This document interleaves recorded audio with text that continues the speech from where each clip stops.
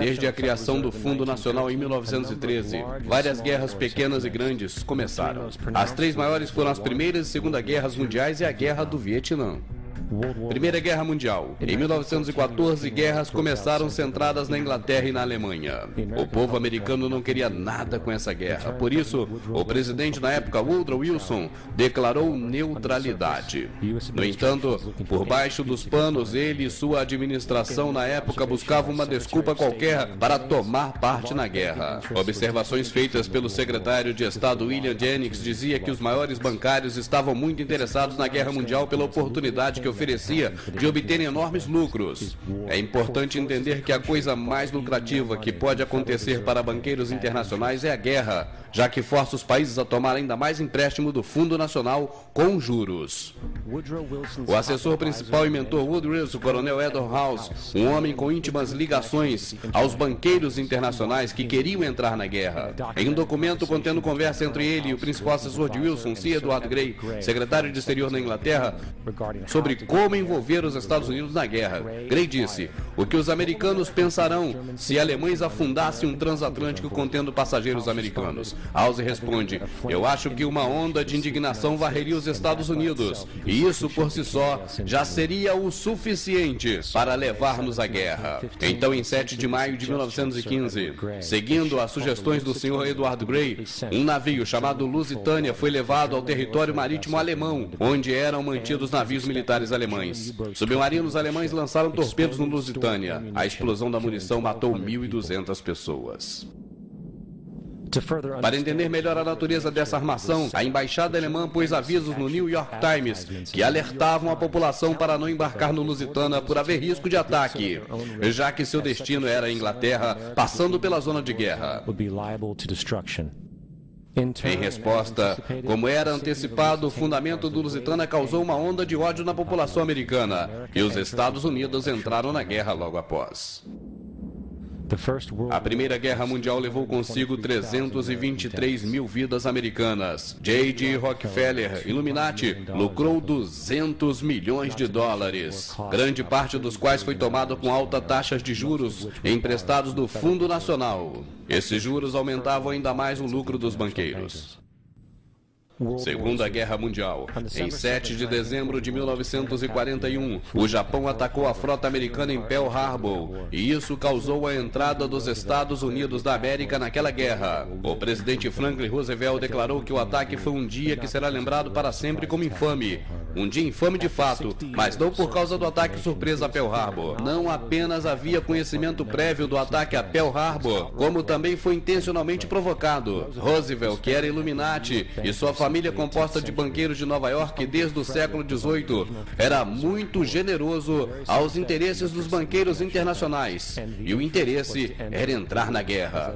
Como vimos, nada é mais lucrativo do que as guerras internacionais. Retirada do diário oficial do secretário de guerra de Roosevelt, chamado Hin Sumner, datado de 25 de novembro de 1941, uma conversa entre Roosevelt. A pergunta é como deveria manipular o Japão a disparar o primeiro tiro. Nos meses que se seguiram ao ataque de Pearl Harbor, Roosevelt havia feito tudo o que podia em seu poder para enfurecer os japoneses e levá-los a uma postura agressiva. Ele suspendeu todas as importações de petróleo americano, congelou todos os ativos circulantes japoneses nos Estados Unidos, fez empréstimos públicos aos chineses e forneceu ajuda militar aos britânicos, ambos inimigos dos japoneses na guerra. Exatamente 3 dias antes do ataque, a inteligência australiana informou Roosevelt de que havia uma operação militar japonesa em direção a Pearl Harbor.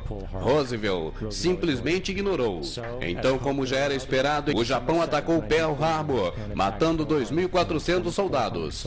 Antes de Pearl Harbor, 83% da população americana não queria nada com a guerra. Após Pearl Harbor, 1 milhão de cidadãos se ofereceram como soldados. Os esforços bélicos da Alemanha nazista foram amplamente apoiados por duas organizações, A IG Farben produziu 84% dos explosivos alemães e também o Zyklon B, usado nos campos de concentração para matar milhões de pessoas. Um dos parceiros secretos de IG Farben era a empresa de petróleo de J.G. Rockefeller, Illuminati, e a empresa Standard Oil. O bombardeamento drástico de Londres pela Alemanha nazista, por exemplo, só foi possível com uma venda de 20 milhões de combustível pela Standard Oil, empresa de Rockefeller, para a IG Farben. Vale a pena lembrar também outra organização traidora, a Union Bank Corporation. Ela não apenas financiou vários aspectos da ascensão de Hitler ao poder, ela era também lavanderia para dinheiro nazista, que foi exposta eventualmente por guardar milhões de dólares nazistas em seus cofres. A Union Bank Corporation foi eventualmente confiscada por violação do ato de comercialização com o inimigo. Adivinhe quem era o diretor e vice-presidente da empresa? Prescott Bush, avô de W.B. Bush e pai de George Bush.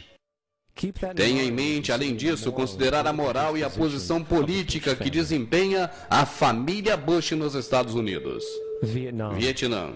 A declaração oficial da guerra contra o Vietnã, feita pelos Estados Unidos, veio a partir de um suposto incidente envolvendo o ataque de 2 destroyers americanos por barcos PT norte-vietnamitas no Golfo de Tonkin. Apenas isso foi o pretexto cataclísmico para a mobilização de gigantescas tropas de um enorme aparato de guerra. Um problema, no entanto: o ataque dos destroyers americanos por barcos PT vietnamitas jamais ocorreu. Foi um evento totalmente encenado para servir de desculpa para aquela guerra. O ex-secretário de Defesa Robert McNamara declarou anos depois que o incidente de Tonkin foi um erro, enquanto vários outros membros internos se pronunciavam revelando que foi tudo uma farsa. Declarada a guerra, voltemos aos negócios. O presidente Lyndon Johnson suspendeu as restrições comerciais ao bloco soviético. Por consequência, a empresa financeira de Rockefeller financiou fábricas da União Soviética, usadas para a fabricação do equipamento fornecido aos vietnamitas.